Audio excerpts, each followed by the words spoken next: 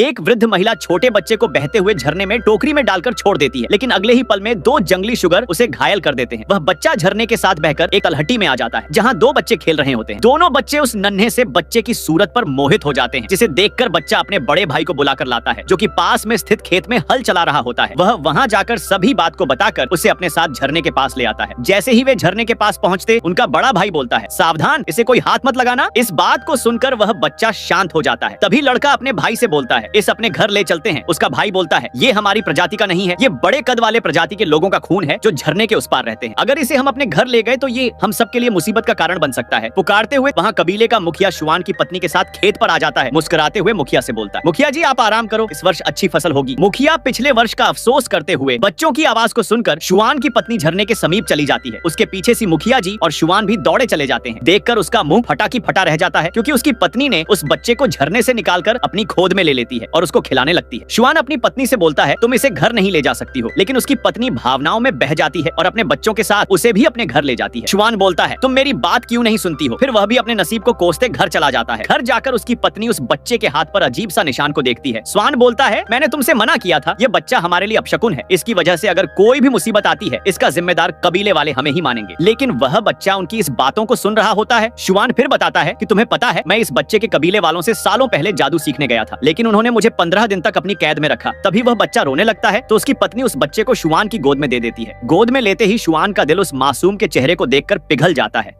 उसके छोटे बच्चे भी यह देखकर खुश हो जाते हैं। उन्हें क्या पता था कि यह बच्चा लिमा कबीले की महारानी एलिजा का है, जो कि उन्हीं की बहन लियाना उसके राज्य पे कब्जा करके बंदी बना रखा है। आगे क्या होता है जानने के लिए चैनल को सब्सक्राइब करें।